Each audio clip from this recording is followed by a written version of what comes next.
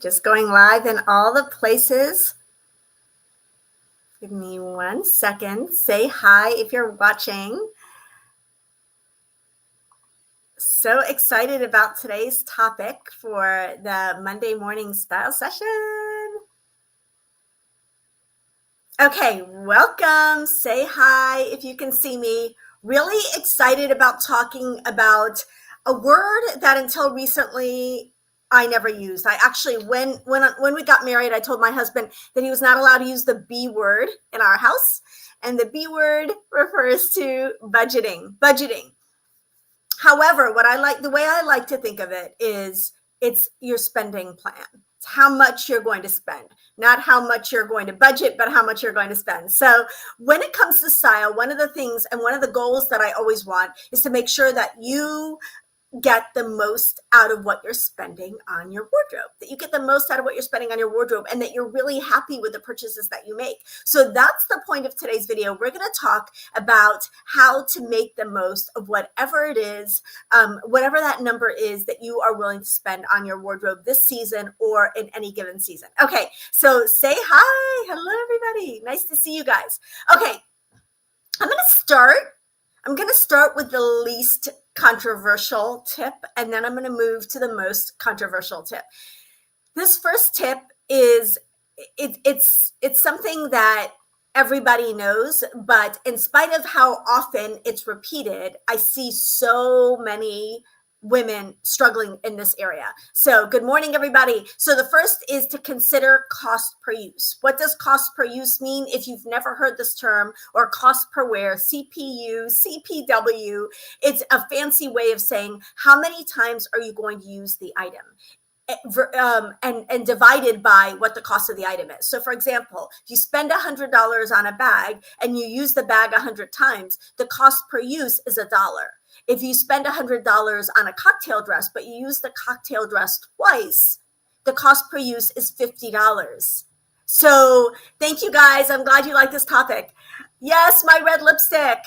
Okay, so cost per use goes down on the items that you use a lot and goes up on the items that you use infrequently or only once or twice. And this is why I think so many women struggle with this concept, is because I see over and over and over again women spending a lot of money on special occasion items and really be like budgeting or being as cheap as possible on the items that they're going to wear all the time, the shoes, the bags, the sweaters, the coats. So we really should be flip-flopping it. Cocktail dresses, special occasion dresses, I recommend buying those on sale, buying them when you find them, not when you need them, and considering renting those items as opposed to really spending a ton of money on something you're only going to wear once.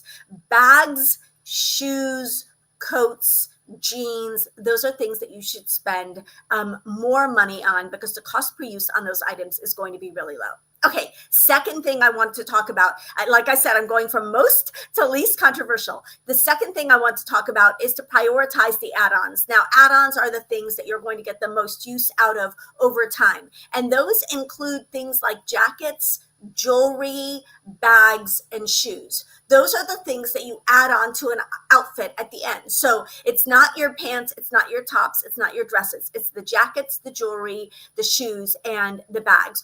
I'm going to get into that a little bit more as we go on. But those are the add-ons. Those are the things that the cost per use is going to be really low on those items. You can wear them across a wide variety of outfits, and you're going to get the most bang for your buck with those items. Okay, the final one, this is the most controversial, the final of the 3 starter tips. This is the most controversial. Do not hang up on me when you hear this. I just as a disclaimer, I want you guys to know that I get very little credit for this, but I invented girl math. I invented girl math back in the day. I absolutely, I was able to talk my husband into purchases using my very clever and creative accounting practices. And I feel like this is just something I know very, very well. So bear with me as I share this next tip, because I think it's something that we all need to hear. Consider tripling your budget on an item that you're going to use a lot. So that's shoes, bags, coats, jeans. Hear me out. I'm going to explain why I think this is so critical. If you typically spend $50 on a pair of shoes, and you buy however many shoes you buy a season, I would encourage you to put that $50 away. And rather than buying 3, 4, $50 pairs of shoes, I would encourage you to buy one $150 to $200 pair of shoes.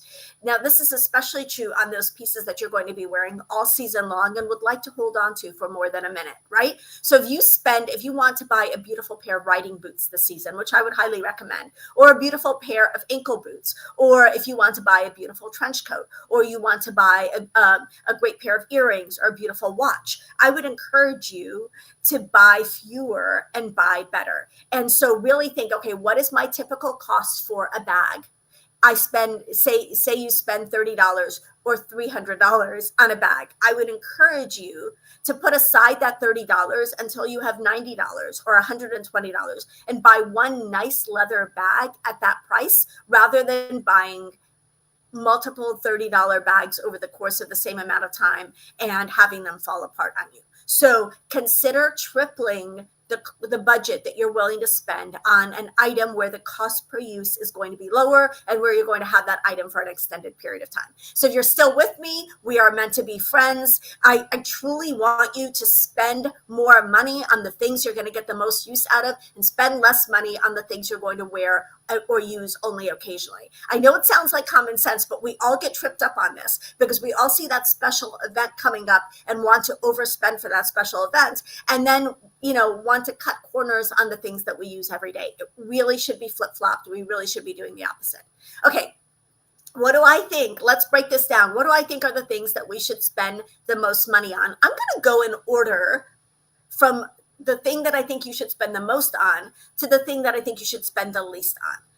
The first thing I think you should spend the absolute most on, and I want you to watch tomorrow's video for lots of ideas on how you can spend this money, but it's bags, handbags. A good quality handbag is one of the most versatile accessories you can own, and it elevates everything that you wear. I've told this story before, but when my girls were really little, often I would leave the house like barely dressed, barely showered, like just rolled out of bed in athleisure or like a juicy set or whatever it was back in the day, like sweats, basically. I would leave the house in sweats. And the only thing that would make me feel like I sort of had it together and like I wasn't falling apart was the fact that I had lipstick on, I had a cute trench coat, and I had a great bag and great shoes. We're going to get to those pieces in a minute. But that great bag was like my armor. I was like, okay, I got this. Yes, I'm in sweats. Yes, I haven't washed my hair in 4 days, but look how cute my bag is. It made me feel like everything else was coming together. A bag will elevate whatever you're wearing. It will elevate whatever you're wearing. You can be in your rattiest jeans. You can be in your workout clothes. You can be in a gown. A bag is going to elevate what you're wearing. So I would absolutely recommend spending more than you may even be a little bit comfortable with on a bag, provided it's the right bag. Now, how do we know it's the right bag? We're going to go back to the principles, some of the principles I share. I'm going to be repeating them in tomorrow's video on YouTube. But the right bag is a bag that is close to your hair color.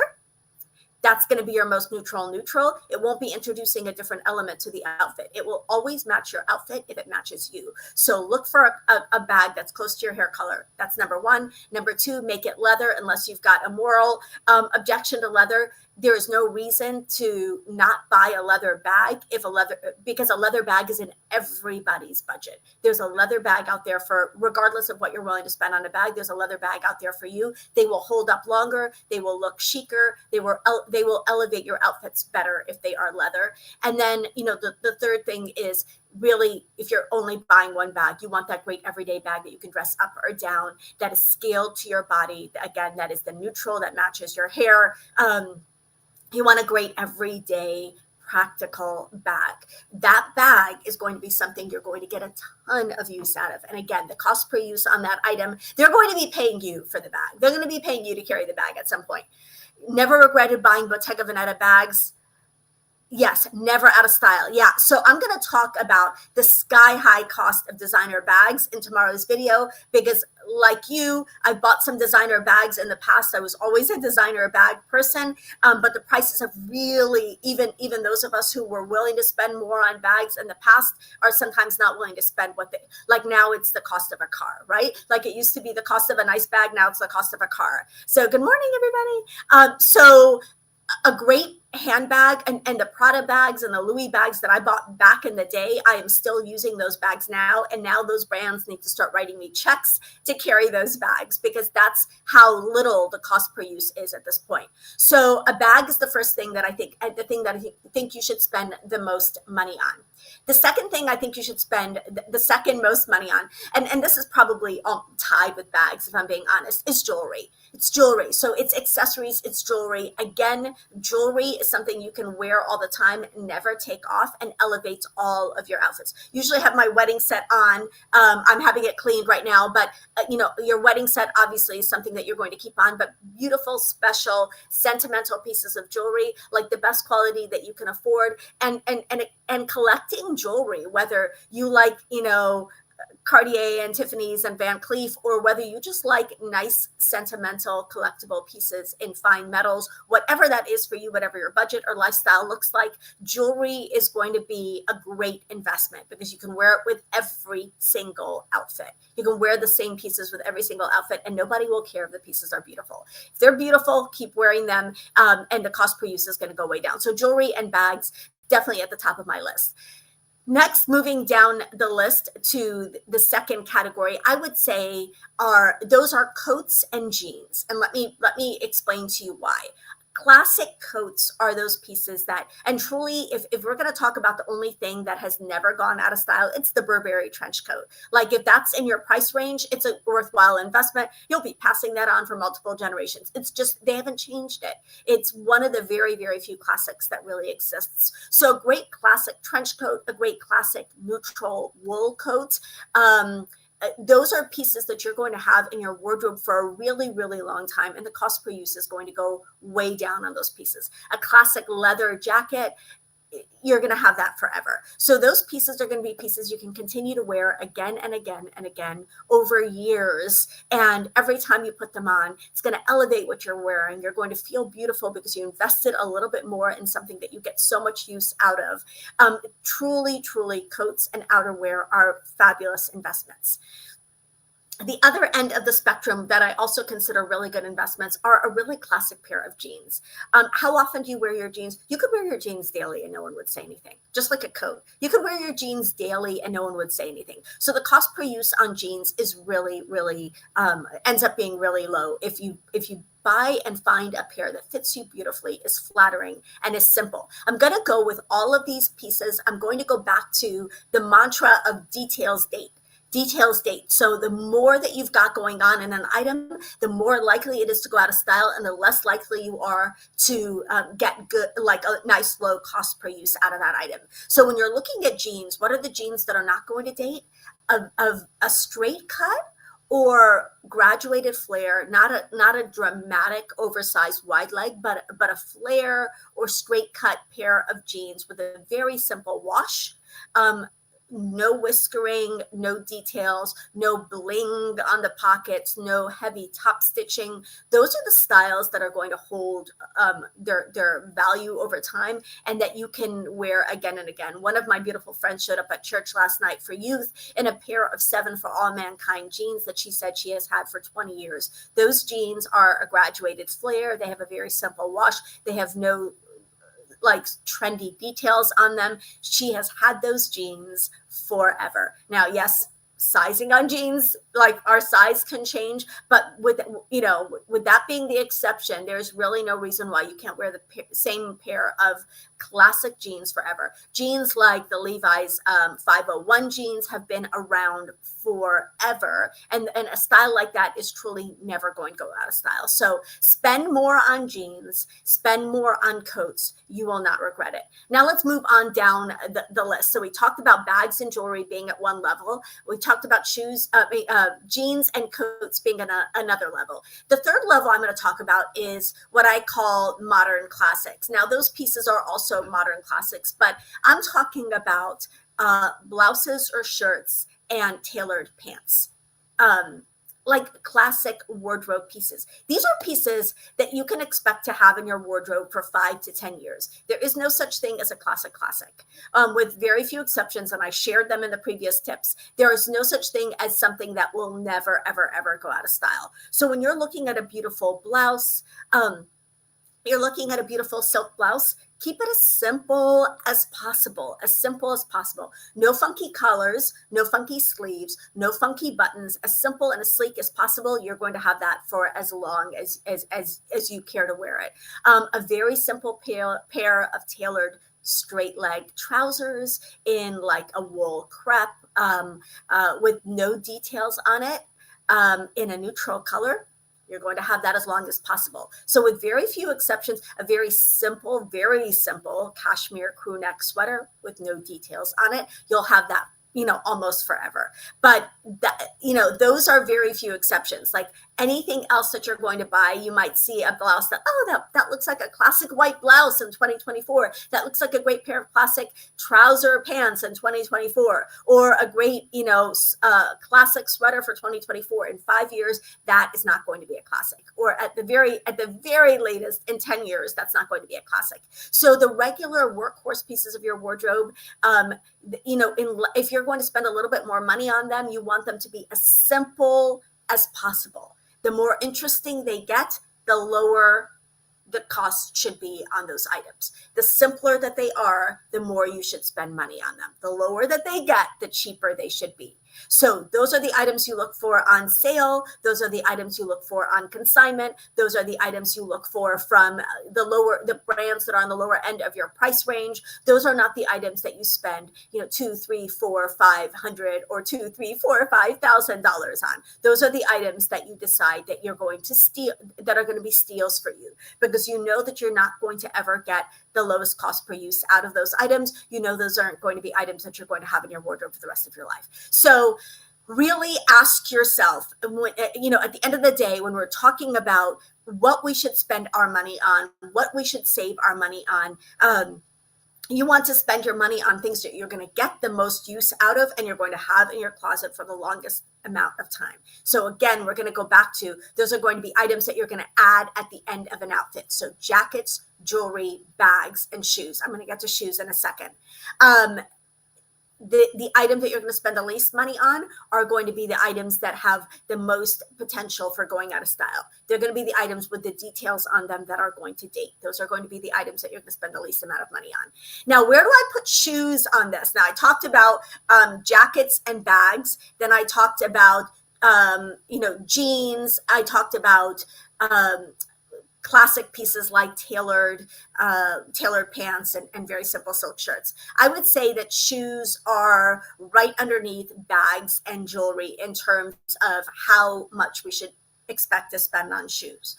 Again, though, you're going to look at spending the most money on the shoes you're going to get the most use out of. Why did I not put shoes at the same level as bags? Because shoes wear out much more quickly than bags. You can have a bag for 30 years. It is rare to have a pair of boots for 30 years. I have friends and clients that have Fry boots that they've had forever, or a really, really nice quality pair of like leather cowboy boots or leather riding boots that they've had forever. But for the most part, shoes are going to wear out more quickly than bags and jewelry and coats. So shoes are going to be something I would say let's spend a little bit less on. I used to spend a lot more money on shoes than I do now. Now I spend as much money as I need to get a really beautiful high quality pair of leather shoes. You want really, really nice quality in your shoes. Now, the shoes that you're going to spend the most money on are going to be the ones that are not going to go out of style. Again, very simple. We're going to go back to details date, right? Very simple pair of riding boots, very simple pair of kitten-heeled sling-back pumps. Yes, they're having a moment right now, but they don't go out of style.